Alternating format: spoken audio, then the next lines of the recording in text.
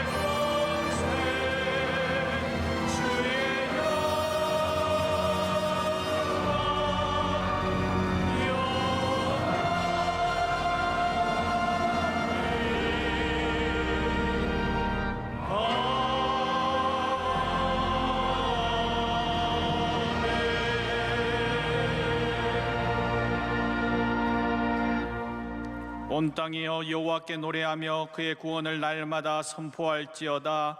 만국의 모든 신은 헛것이나 여호와께서는 하늘을 지으셨도다. 아멘.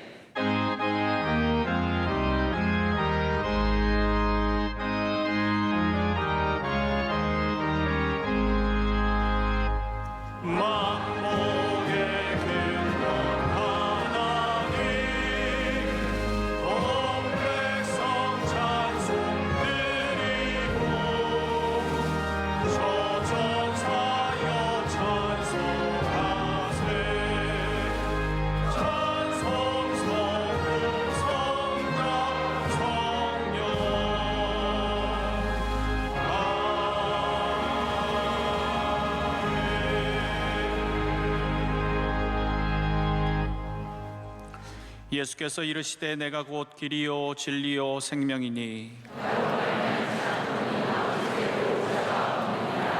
너희가 내 말을 거하면 참으로 내 제자가 되고 우리 주 예수 그리스도로 말미암아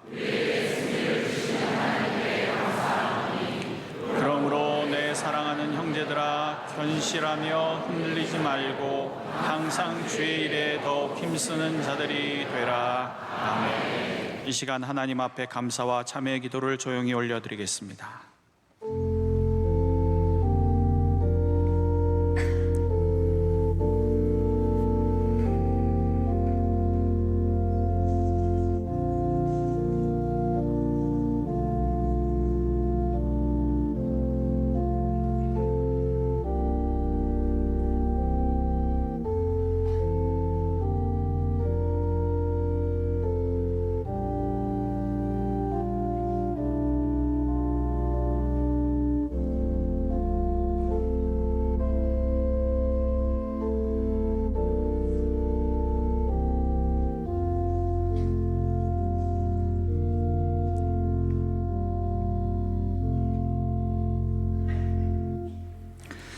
전능하사 천지를 만드신 하나님 아버지를 내가 믿사오며 그 외아들 우리 주 예수 그리스도를 믿사오니 이는 성령으로 잉태하사 동정녀 마리아에게 나시고 본디오 빌라도에게 고난을 받으사 십자가에 못 박혀 죽으시고 장사한 지 사흘 만에 죽은 자 가운데서 다시 살아나시며 하늘에 오르사 전능하신 하나님 우편에 앉아 계시다가 저리로서 산자와 죽은 자를 심판하러 오시리라. 성령을 믿사오며 거룩한 공예와 성도가 서로 교통하는 것과 죄를 사하여 주시는 것과 몸이 다시 사는 것과 영원히 사는 것을 믿사옵나이다. 아멘.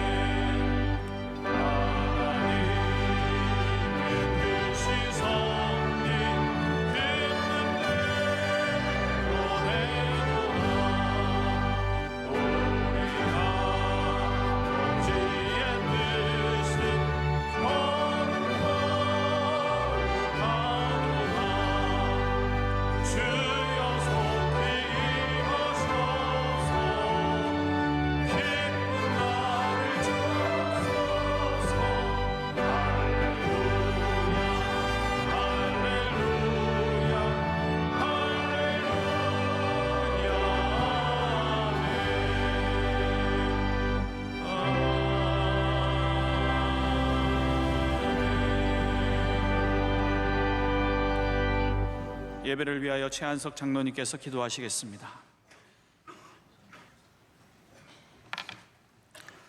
역사를 주관하시는 하나님, 이 땅에 교회를 세우시고 많은 영혼을 복음으로 구원하여 주심에 감사드립니다. 지난 한 주간도 성도가 가야 할 경건과 순종의 길을 가지 못했음을 고백하오니 용서하여 주시옵소서. 전쟁과 가난으로 소망이 없었던 이 땅에 기적과 같이 선교사님을 통하여 예수님을 알게 하시고 평화와 번영을 주셨사오니 조국 대한민국을 굳건히 세워 주시옵소서. 한라에서 백두까지 성령의 새바람이 불게 하시고 믿음의 다음 세대가 일어나게 하시며 남북이 복음으로 하나 되어 통일의 시대를 준비하게 하옵소서. 호국보훈의 달을 맞아 호국 영령들을 기억하게 하시고 대통령과 이번 선거를 통해 세워진 지역의 일꾼들에게 지혜를 주셔서 겸손으로 백성을 섬기게 하시고 이란과 우크라이나 등 전쟁의 고통 속에 신음하는 많은 영혼들에게 참된 평화를 허락하여 주옵소서. 명성교회를 사랑하셔서 섬김과 나눔, 봉사와 선교의 사명을 감당해 가심을 감사드립니다. 우리 교회가 소외된 이웃을 품으며 구원의 빛과 사랑을 전하는 섬김의 공동체가 되게 하옵소서. 세우신 담임 목사님께 성령의 충만함을 더하셔서 교단과 한국교회 이 시대를 밝히는 영적 제사장이요 선지자의 사명을 능히 감당하게 하시고 선포되는 말씀이 메마른 심령을 살리는 생명수가 되게 하옵소서. 이 시간에도 세계 열방에서 사도 바울의 사역을 이어가시는 원로 목사님을 강건하게 하시고 복음의 열정과 구제와 사랑, 자비와 긍휼이 이 시대의 본이 되게 하옵소서. 국내외 선교지와 군선교, 방송과 교정선교, 학원과 병원 선교에 함께 하셔서 복음이 더욱 힘있게 전파되게 하옵소서. 오늘 또 남모를 눈물과 고통을 안고 나온 성도들을 위로하여 주시고 세상이 줄 수 없는 평안을 주옵소서. 이번에 피택된 장로님들이 신실한 주의 종들로 세워지게 하시고 진행 중인 샤인 지저스 집회와 창립 기념 행사에도 함께 하셔서 우리 모두에게 예루살렘의 번영을 보며 시온의 복을 누리게 하옵소서. 이 시간 말씀과 찬양을 통하여 큰 은혜 주실 것을 믿사옵고 예수 그리스도의 이름으로 기도드립니다. 아멘.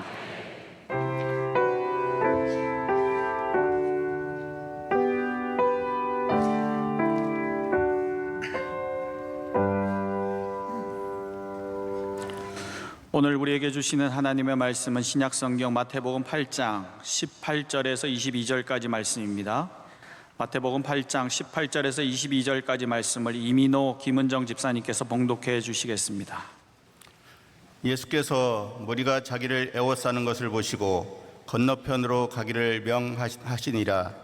한 서기관이 나와 예수께 아뢰되 선생님이여 어디로 가시든지 저는 따르리이다.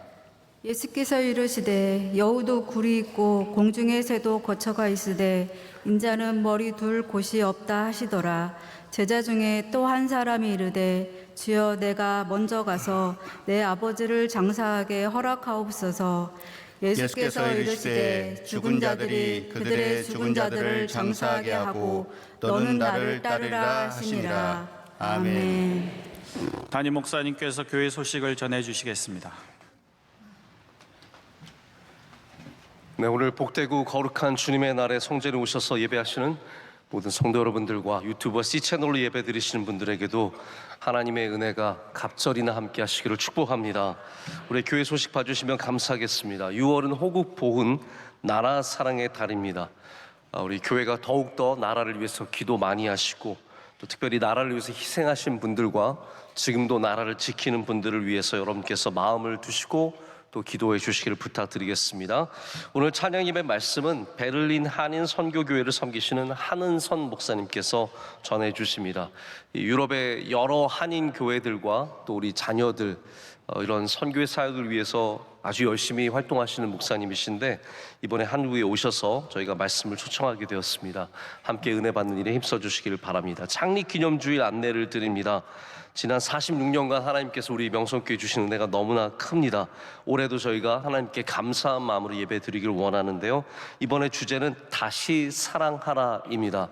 우리 한번 다 함께 말해볼까요?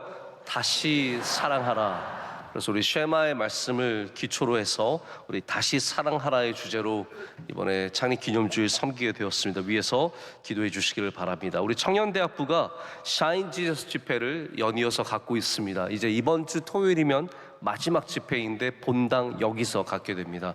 여러분 자녀들도 많이 보내주시고 또 주변의 청년들 많이 안내해 주셔서 우리 청년대학부가 지속적으로 성장하고 부흥할 수 있도록 도와주시길 바랍니다. 아가페 유스콰이어에서 신규 단원을 모집하고 있습니다. 아가페 유스콰이어는 다문화, 이주민, 외국인으로 구성되어 있는 그러한 합창단입니다. 여러분 주변에 있는 가정들, 여러분 가정들 신청해 주시면 감사하겠습니다. 또 저희 교회 신학생들은 마지막 광고 신학 수업 계속 청원자 수련회가 있다는 걸 꼭 잊지 말고 참고해 주시기를 바랍니다. 이제 기도 열심히 하는 찬양대가 하나님께 찬양으로 영광 올려드리겠습니다.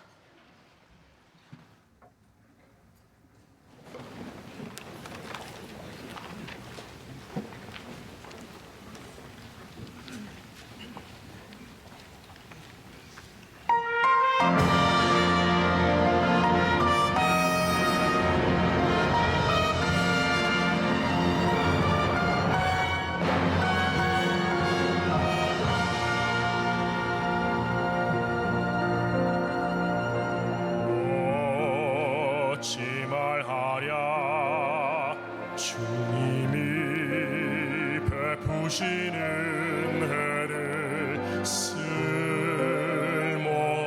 자 위하여 사랑 베푸셨네.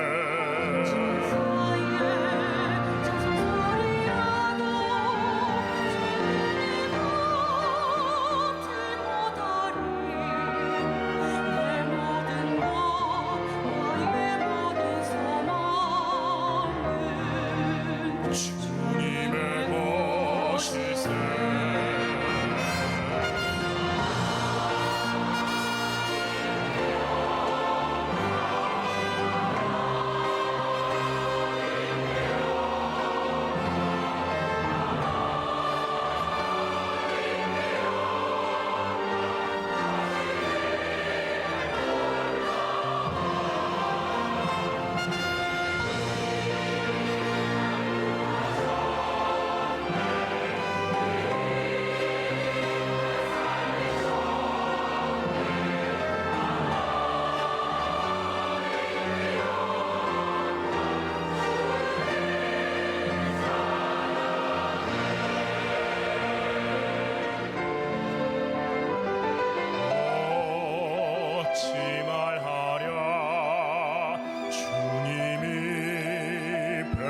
주시는 해를 쓸모없는 자 위하여 사랑 베푸셨네. 천사의 찬송 소리라도 전해하지 못하리. 내 모든 것 나의 모든 소망은 주님의 것일세.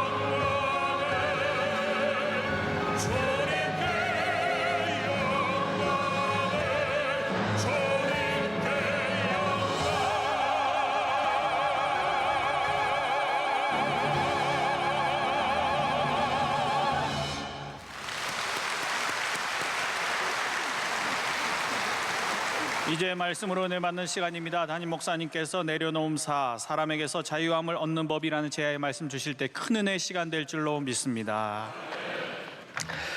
네, 하나님께서 찬양을 기쁘게 받으신 줄로 믿습니다. 또 찬양을 열심히 정성을 다해 준비해 주신 우리 찬양대에게도 감사를 드립니다. 우리 성경에는 정말 다양한 인간의 모습이 전혀 미화되지 않은 채 나신 그대로 드러나 있습니다. 사람은 완전하지 않다는 말입니다. 그래서 사람을 미화하지 않습니다. 그 훌륭한 노아가 방주를 짓고 순종해서 그렇게 주님께 사랑받았던 노아가 나중에 포도를 재배하고 그 포도주를 마시고 술 취해서 벌거벗어 누워있는 모습을 그대로 다 기술합니다. 다윗이 밧세바를 범한 사실을 전혀 가감없이 다 적고 있습니다. 엘리사라고 하는 이 위대한 선지자가 어린아이들이 머리가 벗겨졌다고 놀리는 그것에 화가 나서 저주를 하고 곰이 내려와서 아이들이 죽는 이 비참한 일들이 그대로 나옵니다. 그리고 사람들이, 이런 연약한 인간들이 사람끼리 상처를 주는 모습들도 그대로 보여줍니다. 모세는 누구에게 공격받았냐 하면요, 누이인 미리암과 형인 아론에게 공격을 받았습니다. 그를 시기하고 질투함으로 그를 비방하는 일들이 있었습니다.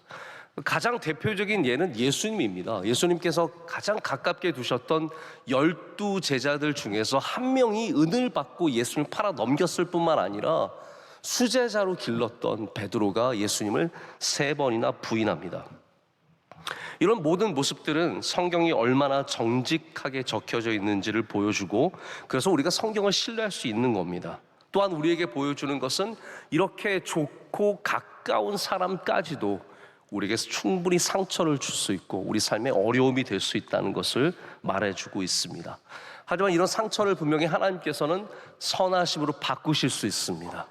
하나님의 뜻 가운데 우리가 입는 이 상처도 아픔도 관계 속의 어려움도 하나님의 손에 있으면 하나님께서 선하게 바꾸실 수 있다는 말입니다. 오늘 본문에서 예수님은 이런 사람들을 대하시는 방식이 어떻게 되어야 하는지를 우리에게 보여주고 계십니다.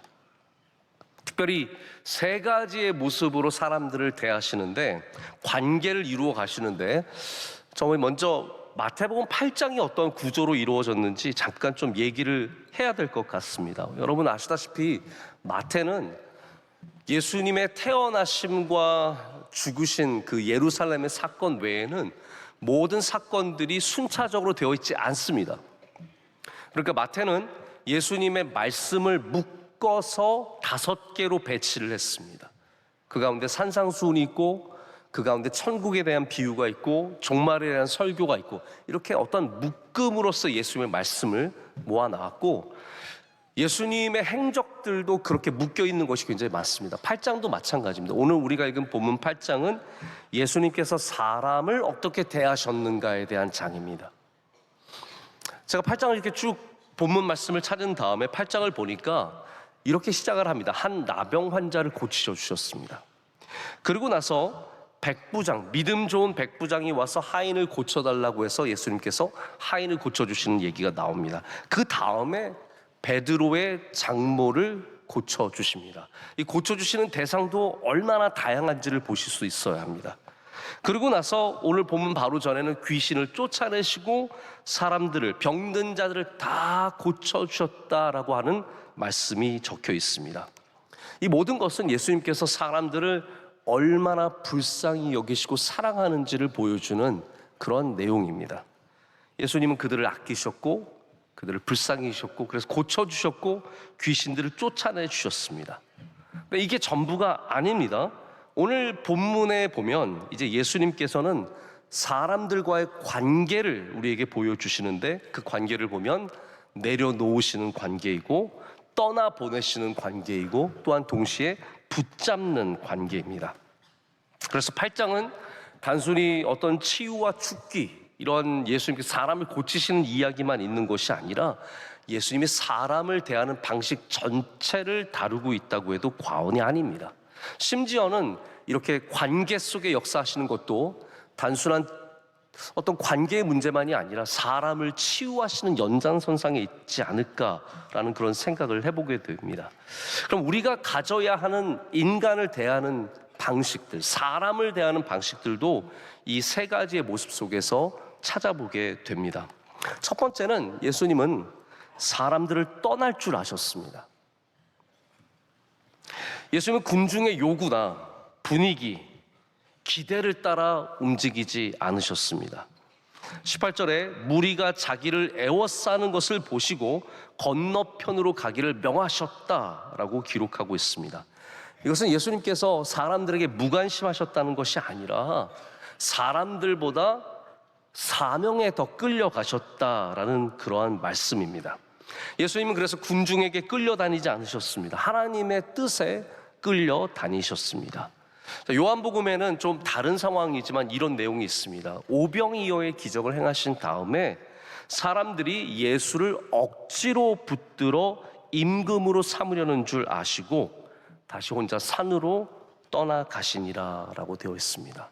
수많은 사람들이 예수님 사랑해서 환호하면서 예수님 임금으로 삼기 위해 왔지만 예수님은 그들을 상관하지 않으시고 떠나보내시고 혼자 다른 곳으로 갑니다. 이렇게 무리를 향하실 때도 분명하게 예수님은 흔들리지 않고 예수님의 길을 걸어가시는 겁니다. 가까운 사람이 말려도 예수님은 그들을 상관하지 않으셨습니다. 베드로가 예수님께서 어떤 말씀을 하셨냐면, 나 이제 십자가 져야 한다, 내가 죽어야 한다, 내가 인간의 죄를 위해서 죽어야 한다라고 말씀하셨을 때 베드로가 뭐라고 했냐면, 주님, 안 됩니다. 십자가는 안 됩니다. 절대로 그런 일이 있어서는 안 됩니다 라고 했을 때 주님께서 뭐라고 하셨냐면, 사탄아 내 뒤로 물러가라 라고 하셨습니다. 여러분, 아끼는 제자인데 너무 이거 좀 심한 말 아닙니까?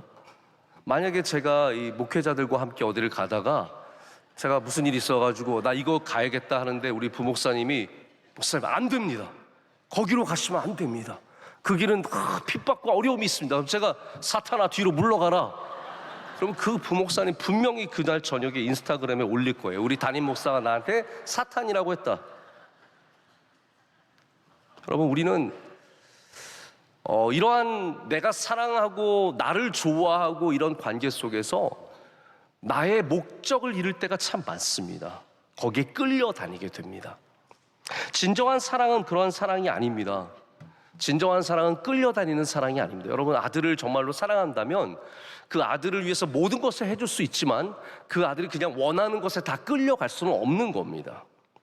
떠나야 할 때 떠나는 것도 용기이고, 예수님은 그런 면에서 관계에 있어서 끌려다니지 않으셨고 사명에 붙잡혀 다니셨기 때문에 사람들을 그렇게 쉽게 떠나 보내실 수 있는 용기와 능력을 갖고 계셨습니다. 예수님에게 항상 배우고 예수님을 닮아가기를 원했던 사람이 바울인데, 바울도 똑같은 모습을 보여줍니다. 에베소 장로들을 모읍니다. 에베소는 바울이 3년 동안이나 목회했던 아주 훌륭한 교회입니다. 에베소에서 수많은 사람들이 길러졌습니다. 거기에 목회자들과 거기에 평신도 지도자들을 모은 다음에 내가 예루살렘에 가야겠다. 그들이 울고 불고 난리가 났습니다. 가지 마십시오. 왜 그런 데를 갑니까? 어려운 일이 기다리고 있습니다 라고 했을 때 바울이 그들을 떠나서 예루살렘을 향해서 가게 됩니다. 왜냐하면 사명이 그를 이끌고 있었기 때문입니다. 우리는 환호하는 곳에 머물러 있으려고 하지 마시고 사람을 떠날 줄 아는 용기를 가져야 합니다. 내가 이들이 아니어도 하나님이 인도하신 삶이 있다는 것을 믿고 갈 수 있어야겠죠. 이것이 예수님께서 첫 번째 보여주시는 오늘 모습인데, 이제 두 번째부터 들어가면 약간 헷갈리기 시작합니다. 왜냐하면 두 번째 인물은 서기관입니다. 19절을 보면 한 서기관이 예수님께 나와서 묻습니다. 제가 예수님 어디든지, 예수님 가시는 곳이라면 어디든지 따라가겠습니다. 제가 볼 때 12명의 제자들이 참 훌륭하지만 서기관 한 명 더 들어가면 참 좋았을 것 같아요. 제 개인적인 의견입니다. 12 제자들 가운데는 의사 누가도 있었고 세리인 마태도 있었습니다. 그리고 어부들과 평범한 사람들이었어요. 여기에 성경의 전문가, 서기관은 성경을 늘 필사하는 사람이고 성경을 박식하게 알고 있는 사람입니다. 그런 사람 하나 들어가면 얼마나 도움이 되겠습니까?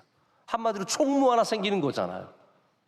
근데 예수님께서 이 오겠다고 하는 사람을 물리치시듯이 말씀하십니다. 뭐라고 말씀하시냐면 여우도 굴이 있고 공중의 새도 거처가 있을 때 인자는 머리 둘 곳이 없다. 자, 이 말씀은 우리 조금만 바꿔서 생각하면 무슨 말이냐면 너 따라오지 마. 감당 못할 걸. 너 나 따라오지 마. 여기 절대로 네가 생각하는 그런 좋은 곳이 아니야. 나랑 다니면 고생해야 되고 힘들고 밥도 제대로 못 먹고 핍박도 당할 수 있고 어려움도 있어. 그러니까 오지 마. 아니, 이렇게 좋은 사람 있으면 데려가야죠. 스카웃을 못할 망정 와서 하겠다는데 데려가야죠. 예수님께서 오지 말라고 하십니다. 사람을 오지 말라고 하는 것처럼 어려운 게 없습니다. 이번에 우리도 청년대학부에서 단기 선교를 갑니다. 단기 선교를 다양한 국가로 가는데 감사하게도 우리 청년들이 지원을 많이 했습니다. 문제는 다 데려갈 수 없습니다. 잘라내야 돼요. 가겠다고 하는, 이렇게 선교 가기가 쉽지 않은 때에 청년들이 지원했으면 다 데려가면 좋겠지만 여러분, 그것만 하나님의 뜻을 이루는 게 아닙니다.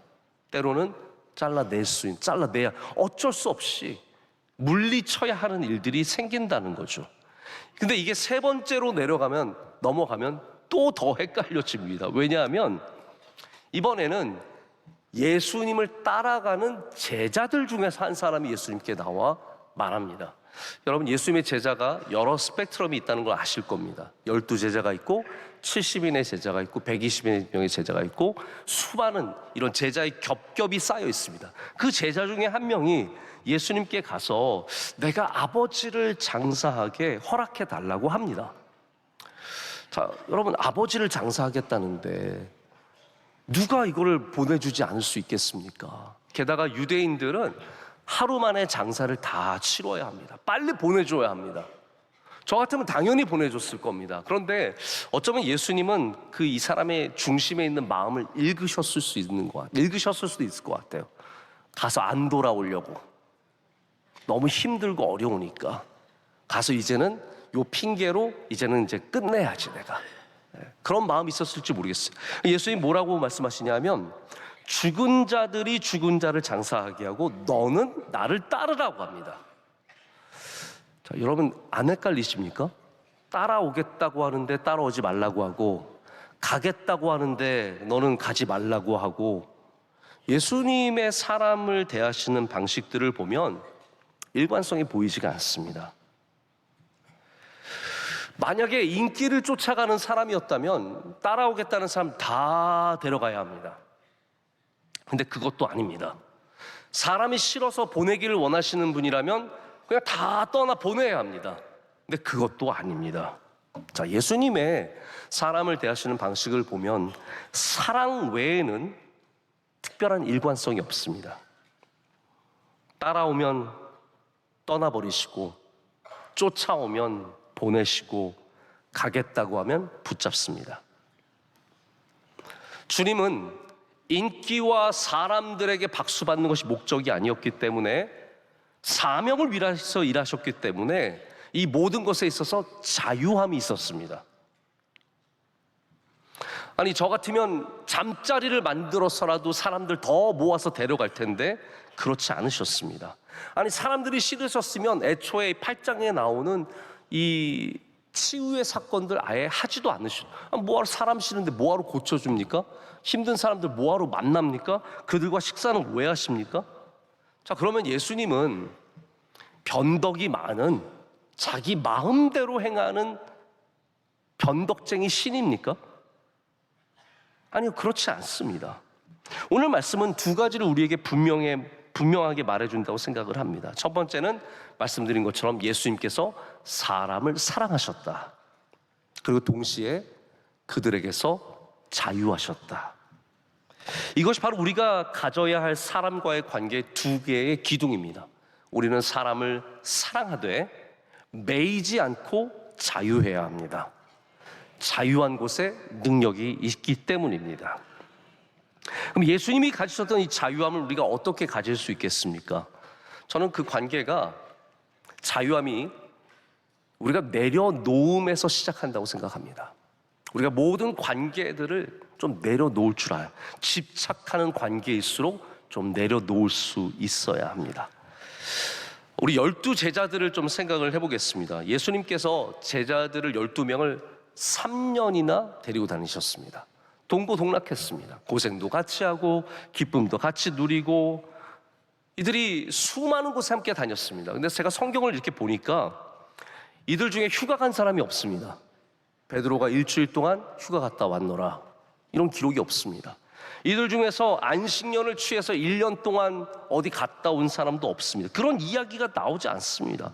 다 예수님과 3년 내내 함께 먹고 자고 이동하고 주님의 말씀을 듣고 사람들에게 전도 여행을 떠나고 주님께서 하라는 대로 다 했습니다.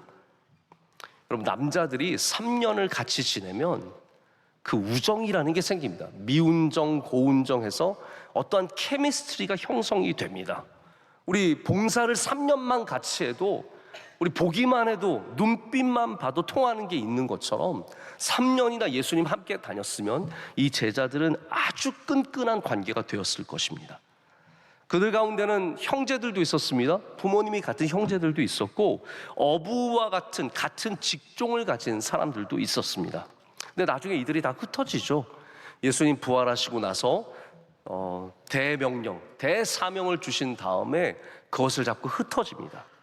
또 사도행전에 보면 큰 핍박이 예루살렘 교회에 임하면서 많은 교회들과 사도들이 흩어져 나가게 됩니다. 그래서 핍박이 임하는 것이 교회가 온 세상으로 흩어져 나가는 굉장히 중요한 그러한 시작점이 됩니다. 그런데 제가 이렇게 성경을 보니까 이 끈끈했던 제자들이 다시 모이는 법이 없습니다. 혹시 제가 저만 성경을 잘못 본 건지 좀 걱정이 돼서, 여러분 혹시 그런 거 보신 적 있으세요? 뭐 제자들이 1년에 한 번씩 모였더라. 네. 예수님을 기리면서 1년에 한 번씩 예루살렘에 모여서 우리 제자들 함께 모여서 컨퍼런스도 열자. 우리가 계속해서 복음을 전하기 위해서 세미나도 갖자. 지금까지 했던 수많은 훌륭한 사역들 가서 좀 소개 좀 하자. 그랬던 기록들이 성경에 단 하나도 없습니다. 제가 알고 있는 한 딱 한 번의 모임이 있었는데 그것이 바로 예루살렘 공의회입니다. 사도행전 15장에 나오는 예루살렘 공의회는 복음을 이방인에게 어떻게 전할 것인가에 대한 중요한 회의였고, 여기서 베드로와 야고보 같은 교회 지도자들이 그 방향을 결정하는 중요한 내용이 나옵니다. 이때는 여러 제자들이 함께 모여있는 모습을 보게 됩니다. 그러나 다른 어떤 성경에서도 우리는 제자들이 다시 모이는 것을 보지 못합니다. 자, 왜 그런 걸까요? 혹시 사이가 나빠서 서로 막 질투하고 시기해서 헤어져서. 근데 제가 성경을 보면은 제자들이 부활 이후에 성령의 충만함을 받은 다음에는 그런 것 자체가 사라졌습니다. 옛날엔 시기도 하고 미워도 하고 서로 경쟁도 했지만 성령에 충만해진 다음에는 그런 것조차도 다 사라졌습니다. 그러면 이들이 왜 이렇게 더 이상 모이지 않았을까요? 아마 그들의 사역지가 다 달라지고 그들의 삶의 자리가 완전히 흩어졌기 때문일 것입니다. 예루살렘에 남아있는 사도들도 몇 있었겠지만 전승에 따르면 도마 같은 사도는 어디까지 갔냐면 인도까지 갔어요. 인도에 가서 복음을 전한 사도가 있었습니다. 그리고 우리가 산티아고라고 하는 그 길 걷지 않습니까? 까미노 데 산티아고. 그게 야고보의 무덤이 있는 곳으로 향하는 길인데 아마 야고보는 그 스페인 너머까지 가서 복음을 전한 것 같습니다. 또 전에도 말씀드린 적이 있지만 요한은 예수님의 어머니 마리아를 모시고 에베소에 가서 정착을 했다는 전승도 있습니다. 다양한 곳으로 흩어져 갔습니다. 그리고 중요한 것은 뭐냐면 관계에 매어 있지 않고 내게 주신 새로운 자리에서 충실하게 살아갔다는 겁니다. 내게 주신 이 충실한, 내게 주신 이 사명을 붙잡고 바로 에베소에서, 스페인에서, 인도에서 거기서 주신 새로운 만남을 가지면서 충실하게 살아갔다는 겁니다. 자, 보십시오. 우리의 삶도 마찬가지입니다. 우리의 삶도 어려서는 학교를 중심으로 많은 교제와 관계가 생깁니다. 학교 친구들 그냥 없으면 죽을 것 같고 맨날 봐야 되고 전화해야 되고 문자해야 됩니다. 그러나 점점 크면서 우리의 삶의 자리가 바뀌기 시작합니다. 결혼을 해도 삶의 자리가 많이 바뀝니다. 주변의 사람들이 바뀝니다. 친구로 가득했던 삶이 이제는 시댁도 있고 이제는 처가도 있고 내 주변에 다른 사람들이 채워지기 시작합니다. 출산도 우리의 자리를 바꿉니다. 이제는 잠시 회사도 그만두고 아이들을 돌보면서 나의 삶의 자리가 좁아집니다. 그러면 우린 두렵죠. 내 모든 관계가 끊어지는 것 같고 내가 이렇게 집안일만 하고 있으니까 내 모든 인생의 의미가 다 사라지는 것 같은 착각을 갖기도 합니다.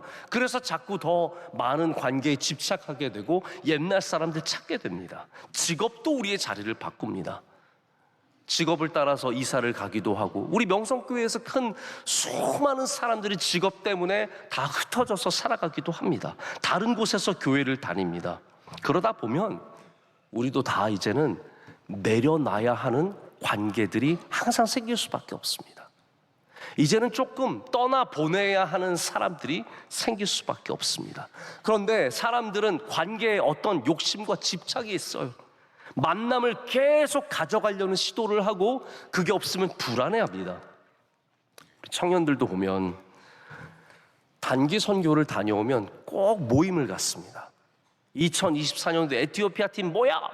그래가지고 그 2년 전에 우리 에티오피아에서 함께 고생하고 수고했다고 모입니다. 또 모여가지고 우리 그때 에티오피아에서 인잘라 먹었지 그러면서 그 얘기를 하면서 시시콜콜한 얘기를 하면서 또 같이 차도 마시고 즐겁게 얘기를 나눕니다. 괜찮습니다. 1, 2년 그런 건 괜찮아요. 근데 한 5년 정도 지나면 이제 다들 뭔가 기운이 빠집니다. 그러면 거기에 집착하고 있는 한 2명, 3명만 모여요, 항상.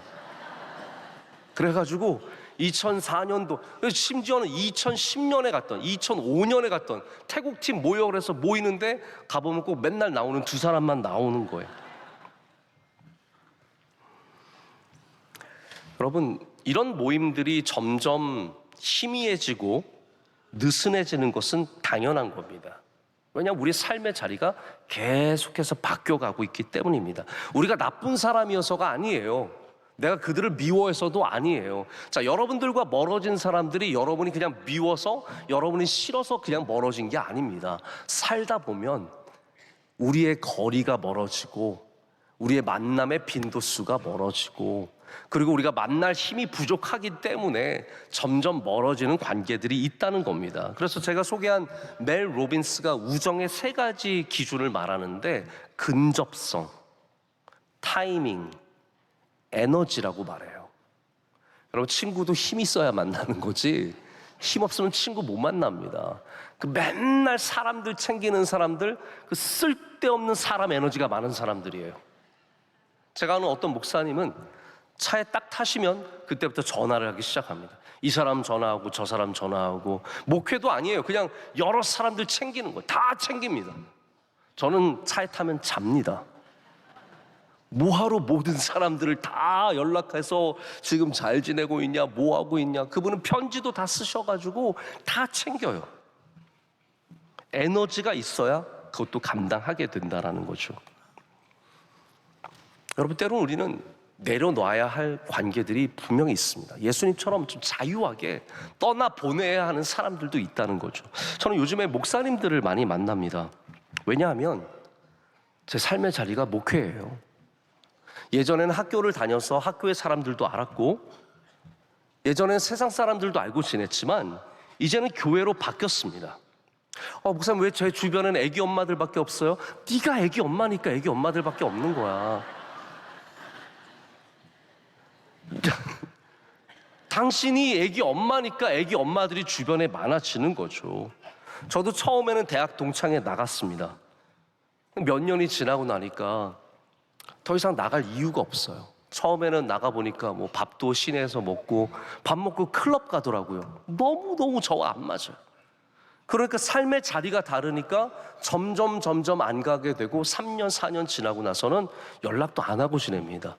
그렇게 친하게 지냈던 형, 누나, 수많은 동료들이 있지만 이제는 연락도 안 합니다. 31년 전에 졸업한 대학을 그 친구들을 뭐하러 찾아다닙니까? 제 친했던, 우리 교회에서 함께 컸던 우리 대학부, 청년부 이런 친구들도 요즘에 연락을 거의 안 합니다. 먼저는 중요한 것은 그들이 먼저 연락을 안 하기 시작했다는 것입니다. 저의 잘못이 아니라는 것을 말씀을 드리고 싶고, 우리 명성교회에서 자란 대학부, 저희 가장 친했던, 매일같이 보고 전화하고 그랬지만 이제 삶의 자리가 달라졌습니다. 제 제일 친했던 친구 하나는 목사가 되었습니다. 목사가 되어서 어디서 지금 청소년 센터 장을 하고 있어요. 저 멀리서 있고 교회도 다른 데 다니니까 그 친구 평생에 늘 같이 있었던 친구지만 지금 몇 년 전부터는 연락을 잘 안, 그 친구가 먼저 연락을 안 하기 시작했고, 저도 굳이 뭐하러, 너무 여기에 매이지 말자. 저는 그 친구 참 사랑하고 축복하지만 우리의 만남에 이제는 어떤 연결성이 떨어지는 것이고, 거기에 대해서 내가 놔줄 수 있는 부분들도 필요하다라는 생각을 갖습니다. 근데 이게 어려운 대상이 있습니다. 목회자에게 친구보다 더 애착이 가는 존재가 교인입니다. 성도는 좀 다릅니다.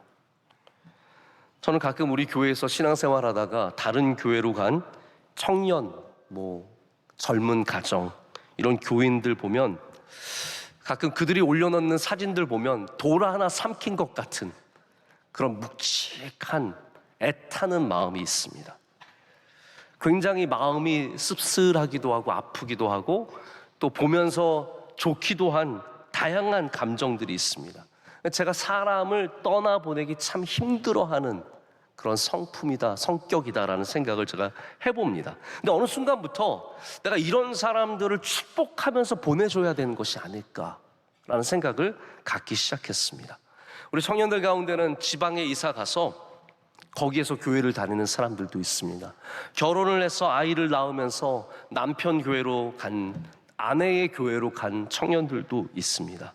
또 어떤 사람들은 우리 교회에서 실망하고 상처를 입어 떠나서 다른 교회를 다니기도 합니다. 어떤 이유로 떠나가든 이제 새로운 곳에서 새로운 사람들과 살아가는 그들에게 제가 계속 집착하는 것이 영적으로 건강하지 않습니다. 그들의 사진을 자꾸 들여다보면서 요즘 뭐하고 사나, 어느 교회 다니나, 그 교회 사진을 찾아 무슨 교회 다니는지를 계속 찾아보는 거예요. 어느 교회 다니고 있나, 잘 다니고 있나, 어떻게 살고 있나. 근데 이런 마음들이 절대로 건강하지만은 않다라는 생각을 갖고 그들의 삶이 이제는 놔주고 그들이 그들의 삶을 아름답게 살아가도록 축복해 주면 되는 겁니다. 저희 친한 친구 중에 한 명은 지금 아틀란타에서 살고 있습니다. 살고 있대. 그것만 알아요. 그것만으로도 충분하다라는 생각이 들곤 합니다. 자, 바울은 수많은 교회를 세웠습니다. 정말 피땀 흘려 세운 교회고 거기서 복음을 전하면서 길러낸 정말로 귀한 사람들이 많았습니다. 그리고 그들을 사랑하는 마음으로 떠난 후에는 편지를 썼지만 그들에게 집착하지 않았습니다. 너는 내 사람이야. 그래서 바울이 제일 경계한 게 무엇입니까? 아볼로파, 게바파, 바울파 나눠져서 내 사람이 되는 걸 경계한 겁니다. 왜냐하면 거기에 집착하게 되기 때문입니다. 내가 세운 교회고 내가 길러낸 일꾼이고 내가 가르친 사람이고 그런 것을 통해서 끊임없이 그 사람을 붙잡고 있으려는 마음들, 바울은 그것을 경계했고 그렇기 때문에 자유했습니다. 떠나보냈습니다. 그들의 사역을 감당하도록, 그 교회가 그 교회의 은혜를 입도록 내버려 두는 겁니다. 예수님께 배운 그대로 사람에게서 자유한 삶을 살아갈 때 우리는 가볍고 능력 있는 사명자로 살게 될 줄로 믿습니다. 그래서 바울이 서신서인 로마서에 12장에 이런 말씀을 적어요. 12장 전체가 사실은 처음에는 조금 다를 수 있지만 우리 사람이 사람을 대하는 방식에 대한 이야기입니다. 우는 자들과 함께 울라, 이런 말씀들이 다 로마서 12장에 있는 말씀 아닙니까? 여기 17절과 18절에 이런 말씀이 있습니다. 아무에게도 악을 악으로 갚지 말고 모든 사람 앞에서 선한 일을 도모하라. 할 수 있거든 너희로서는 모든 사람과 더불어 화목하라. 아멘. 자, 우리 모두가 더불어 화목해야 되는데 여기 전제 조건이 있습니다. 할 수 있거든. 이 말은 다르게 말하면 무슨 뜻입니까? 할 수 없을 수도 있다는 말입니다. 우리 모든 인간은 한계를 갖고 있습니다. 내가 모두를 다 행복하게 할 수 없고 모두를 다 좋게 할 수 없습니다. 할 수 있거든 해야죠. 하지만 우리는 인간의 한계를 인정해야 합니다. 내가 지금 살고 있는 자리는 여기입니다. 내가 갖고 있는 에너지는 이만큼입니다. 할 수 있거든 화목해야 하지만 우리가 그 이상을 할 수 없는 부분들도 분명히 있습니다.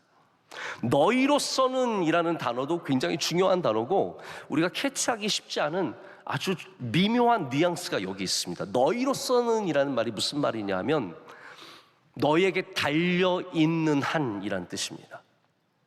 When it depends upon you, 너에게 이러한 관계가 달려있는 한이라는 말이에요. 이런 거죠.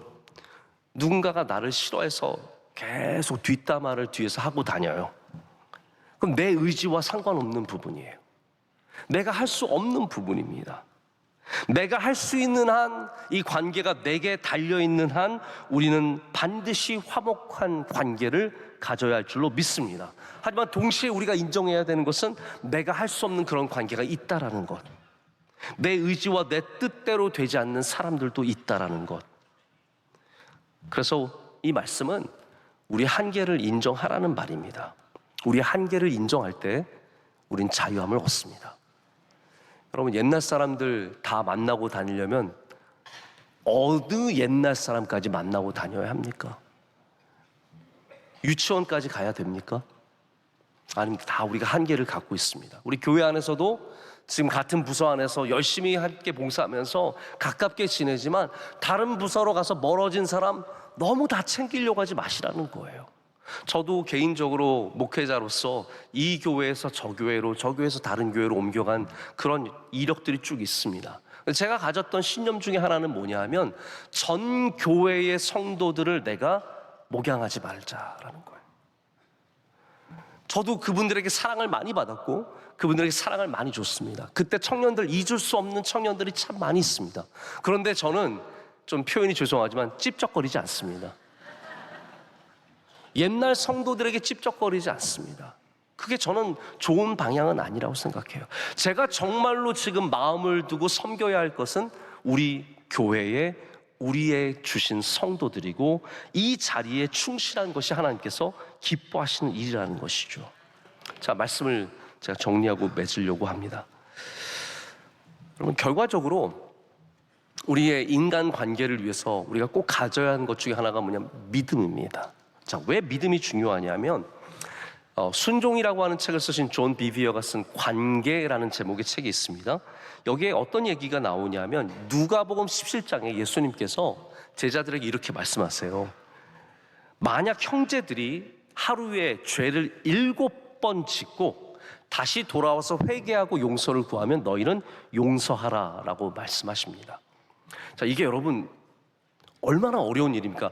한 번 죄를 짓고 나한테 와서 용서를 구해도 한 번도 용서하기 쉽지 않은데 한 사람이 죄를 7번이나 짓고 돌아와서 나한테 용서해 달라고 하면 어렵겠죠? 안 듣고 계시죠? 어렵지 않겠어요?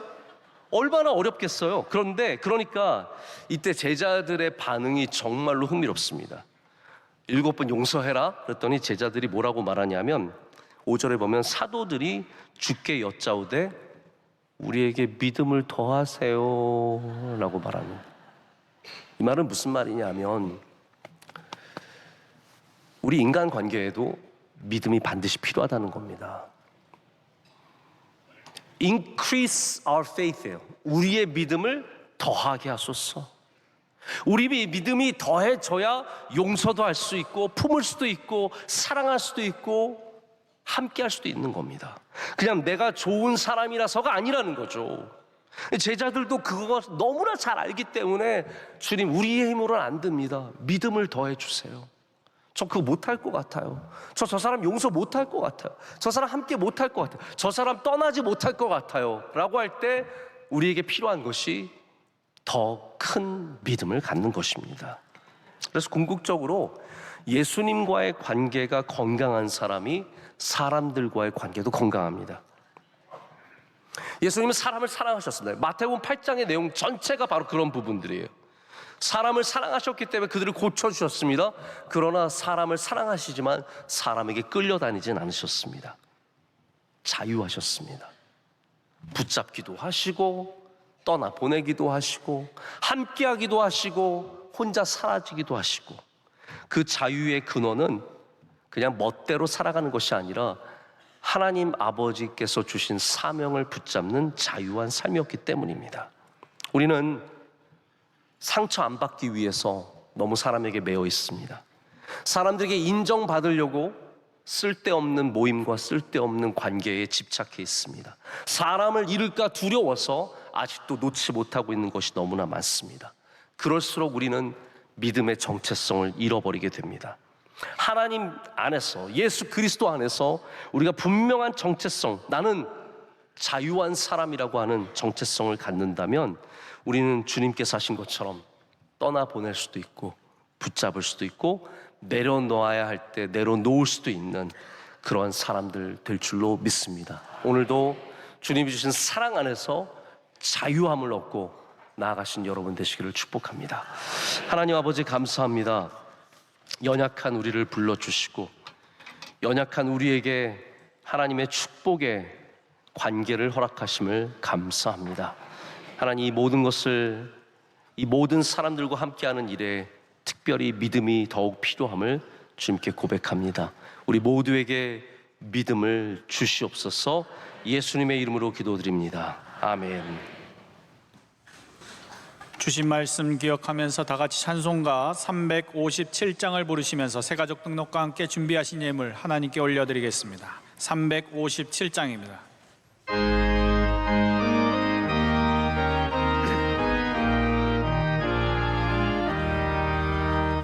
주 믿는 사람이 일어나 다 힘을 합하여 이 세상 모든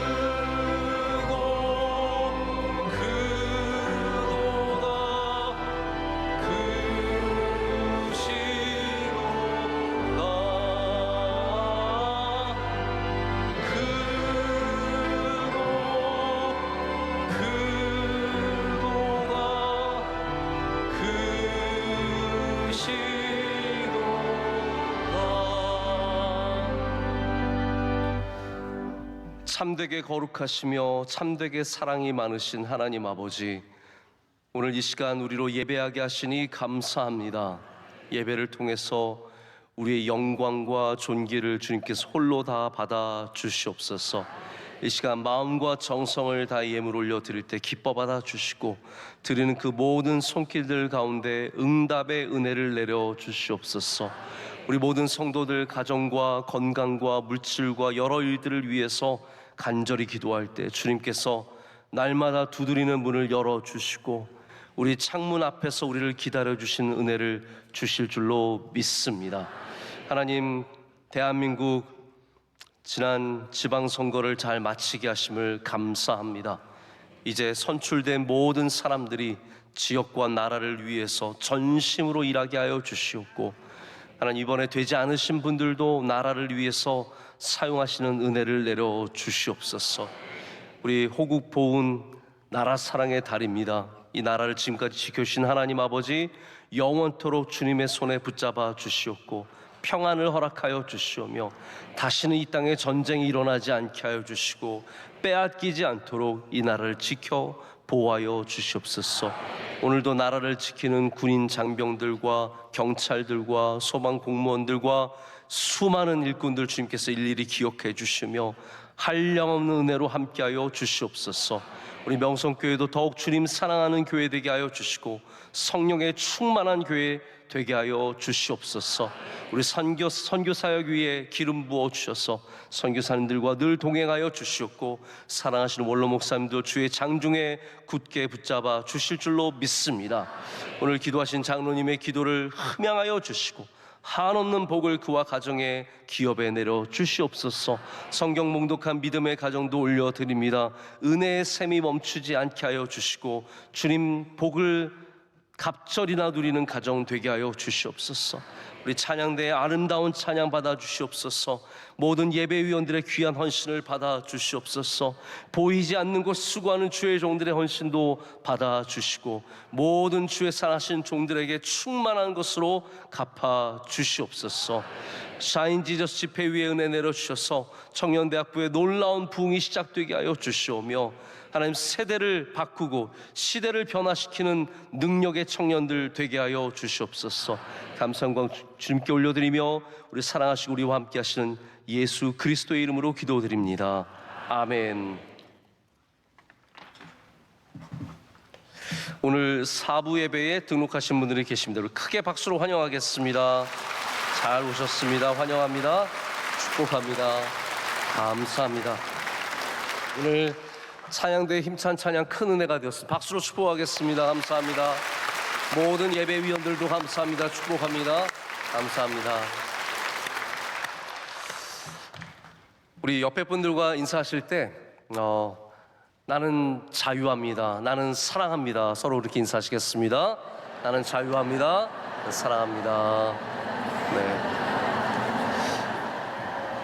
우리 안에 주님께서 사람을 사랑하신 것처럼 우리 이웃을 사랑하는 마음으로, 또 주님께서 그러나 사람에게서 자유하신 것처럼 사람에게 자유하는 그런 능력이 다 있으시기를 축복합니다. 또 나라를 위해서 기도 많이 해주시고, 또 6월 달에 계속해서 나라를 기억해 주시기를 부탁을 드리고, 이번 주 토요일에는 샤인지스 집회 여러분의 자녀들 많이 보내주시면 감사하겠습니다. 마지막 찬양 힘차게 하겠습니다.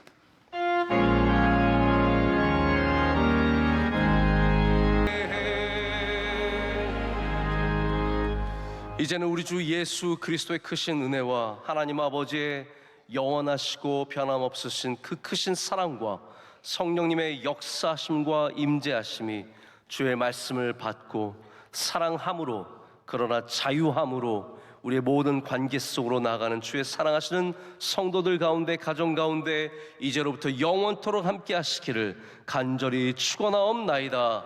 아멘.